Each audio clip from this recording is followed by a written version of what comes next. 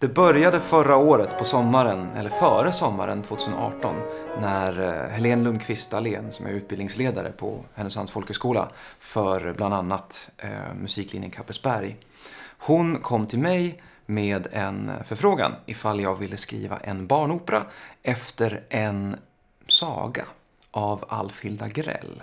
En saga som heter Prins Pompom. Prins Pompom! Det var just handlingen som tilltalade mig mest och som verkligen gjorde att jag kände att jag inte ville passa på den här möjligheten, det här tillfället att skriva en barnopera på den här sagan. Den heter ju Prins Pompom, men egentligen handlar den snarare om vad alla runt om Prins Pompom vill göra med honom, snarare än vad Prins Pompom själv vill.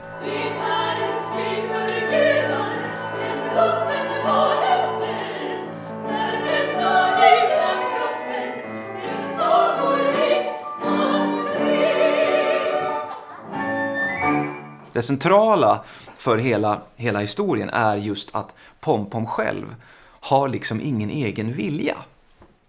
Utan alla i hans närhet, hans föräldrar och deras rådgivare och andra människor, de vet liksom bäst. De vet vad Pompom ska göra, hur Pompom ska bete sig, vad han ska äta och hur han ska leva för att han ska bli en så riktig kung som möjligt, en ännu riktigare kung än kungen själv. För kungen och drottningen så är det ytliga som är viktigt. Det är liksom att verka vackra och ståtliga och framgångsrika och så. Det är verkligen ytan som räknas. Därför när de får sin efterlängtade son, prins Pompom, så vill de då få råd om hur Pompom just ska kunna bli en ännu riktigare kung än kungen själv. Då får kungen och drottningen rådet att de ska uppfostra Pompom till den störste mannen i sitt rike. 3480 timmar senare har vi det. Men som fokuserade på det ytliga som kungen och drottningen är, anställer de istället en dietist, en matprofessor, för att se till att Pompom får äta och äta och äta och äta så att han göds och blir så stor och tjock och lång som möjligt. Plus att de går med på att låsa in Pompom på sitt rum och isolera honom i 12 år.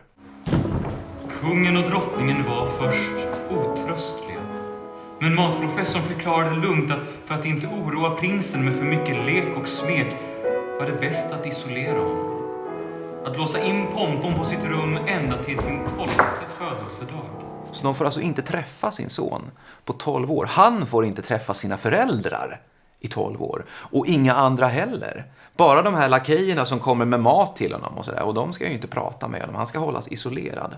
Åren kom och gick och matprofessorns alla 177 kockar och 354 lakejer arbetade dygnet runt för att se till att prinsens noggrant uttänkta diet följdes till punkt och pricka.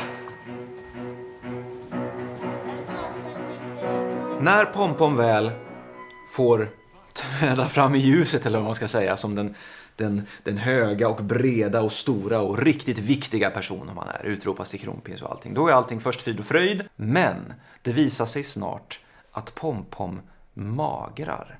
Och drottningen undrar om han inte mår dåligt, om han inte är ledsen.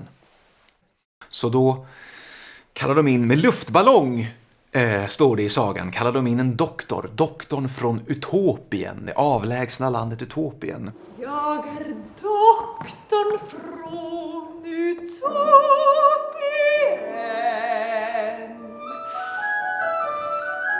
Den här doktorn kommer och konstaterar att prinsen lider av ett allvarligt fall av tråkighetssjukan. Eller som vi skulle säga, han är deprimerad. Pompom har liksom ingen egen röst. Kom nu till saken, doktorn. Vi har fått vänta länge. Pompom pratar vid 2 tillfällen. fram till precis i slutet av operan. Den är indelad i 4 scener och i slutet av 3:e scenen då sjunger Pompom för första gången. Och då är det när alla andra har gått ut. Han är helt ensam på scen. Först då har Pompom utrymme att uttrycka vad han själv vill, vad han själv känner, vad han själv tänker. För det är ingen annan som tvingar på honom sin vilja. Och då säger Pompom att han inte vet vad han vill ha, vad han behöver för att bli glad.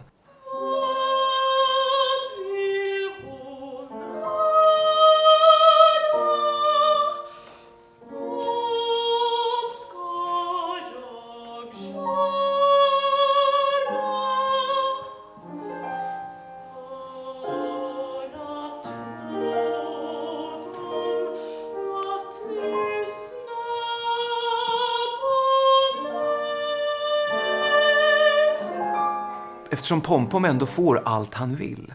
Han är kronprins. Han kan få precis vad han vill. Det vet vi redan. Det har de redan sagt till och med. Jag önskar svårliga att alla de barn vilka befinner sig i mitt rike vågar komma hit. Så de ordnar så att alla rikets barn ska komma dit. För de har ju den makten. De säger till och med i operan, eller så kungen säger, och vill ingen komma så tar de ändå. Locka dem hit med presenter och mat, så kommer barnen snart. Och vill ingen komma så ta dem ändå. Ingenting är ju för dyrt eller svårt, inte för min dyre son. Genast så ska hovet sättas i arbete att roa Pompom. Alla ska hjälpa till. Till och med de kungliga hönsen gal i kvartett. Men ingenting roar Pompom. Roa prinsen, annars så blir det slaktaren som får jobba att göra vilken show att en kunglig högstråk förlå. Men så kommer barnen till Pompoms rum och börjar leva om och stoja och heja, och Pompom får för första gången några att relatera till.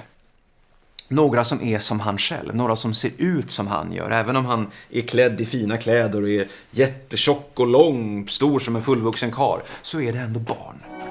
Men Pompom var som förtrollad.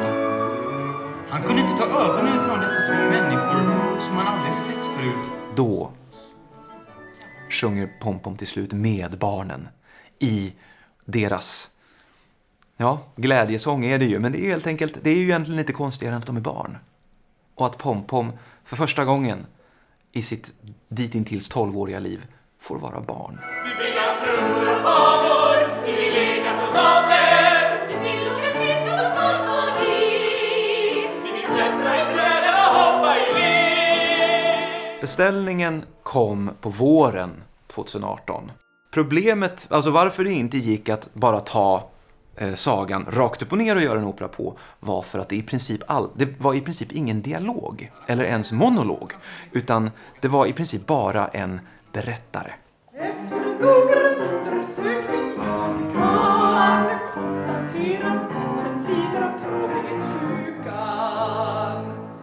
Jag skulle skriva ett helt nytt libretto, helt från början, och snarare kryddade så att säga med citat från Agrells saga. Så musik och text blev till på 3,5 månad, parallellt med mitt jobb som lärare här på Härnösands folkhögskola och som redaktör nere i Stockholm och Sveriges Radio. Att det gick är jag väldigt stolt över, och jag är väldigt stolt och nöjd med resultatet. Pompom ska bli